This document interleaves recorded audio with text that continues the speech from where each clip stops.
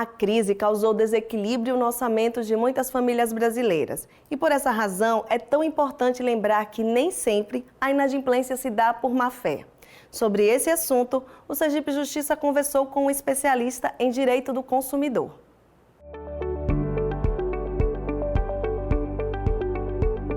O superendividamento nós temos que tratar das duas maneiras. Tanto existe o consumidor que ele ficou endividado porque ele passou a consumir demais, ou seja, efetuar compras acima do seu limite, e existe aquele consumidor que ficou endividado por algum revés que sofreu na vida, ou algum desemprego, algum problema de saúde, e não se pode tratar os dois da mesma maneira.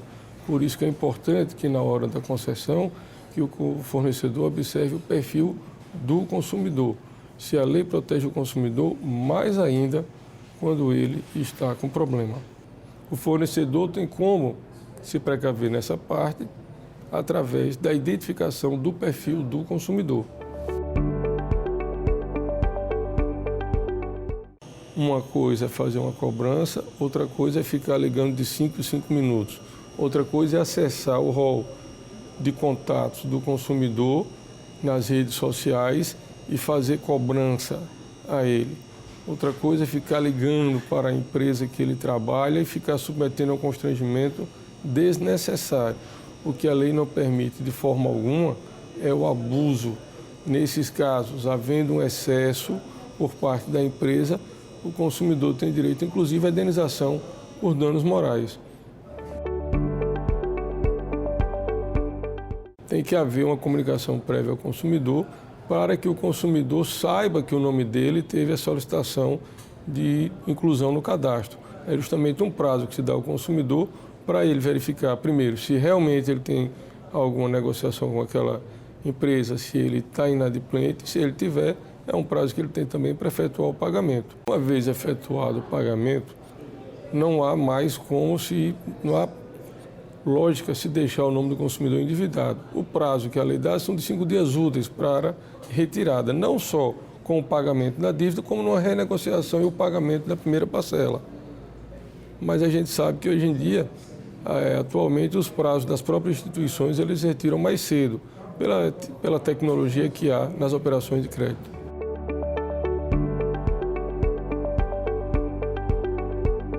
Que a empresa tem todo o direito de conhecer aquele que ela pretende contratar? Tem, mas há uma regra de equilíbrio entre aquele que contrata e aquele que pretende se candidatar à vaga e ser contratado. A partir do momento em que a busca de informações ultrapassa a seara da razoabilidade, do equilíbrio, ou seja, qual a razão é necessário a empresa saber os dados financeiros daquela pessoa se candidata ao emprego, se aquilo não é necessário, se aquilo não faz parte do emprego que ele vai trabalhar, não pode fazer essa pesquisa. E aí é um abuso. A própria figura do abuso do direito hoje consiste também no próprio Código Civil. O abuso do direito também é passível de indenização à pessoa que sofreu essa devassa na sua vida, nos seus dados.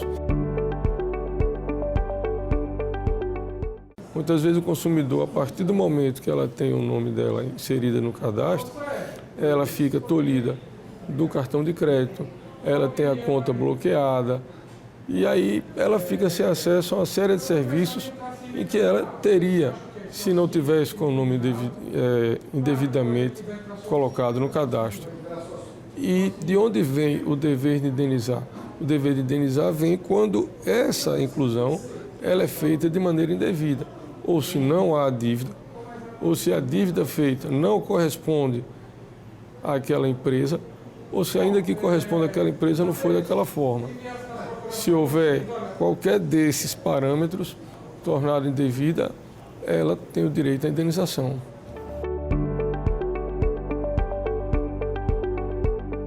O tempo máximo de negativação da inclusão do nome do consumidor no cadastro de consumo é de 5 anos. Agora veja, esses 5 anos a contar da data do inadimplemento.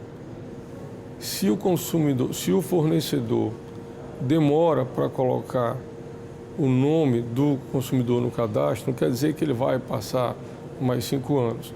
Não quer dizer também que no 4º ano o fornecedor vai e protesta o nome do consumidor e vai passar mais 5 anos, porque o que importa é que pelo mesmo fato, ou seja, a origem daquele débito, a contar da data de origem, equivale aos 5 anos.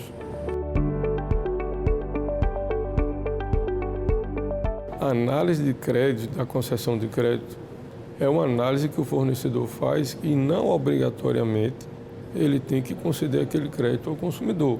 É uma análise de risco que o fornecedor faz. Agora, o que se analisa nesses casos é a existência de abuso.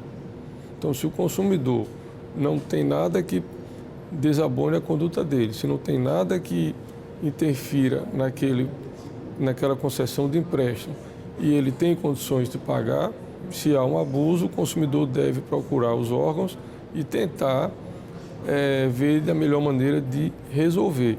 Mas, em si, a concessão de crédito é uma análise que o fornecedor faz. Não necessariamente ele é obrigado a emprestar o dinheiro, a conceder esse crédito.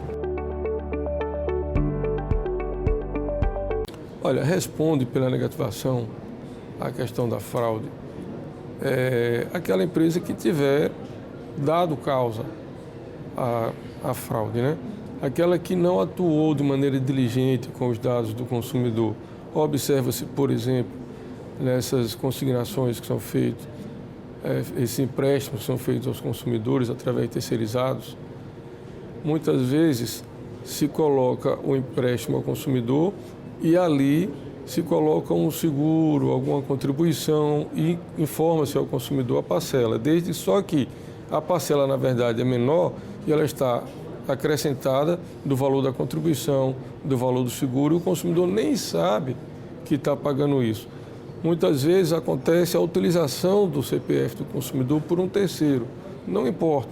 Aquele que tiver dado causa ao prejuízo ao consumidor irá responder, porque o consumidor só tem conhecimento do problema.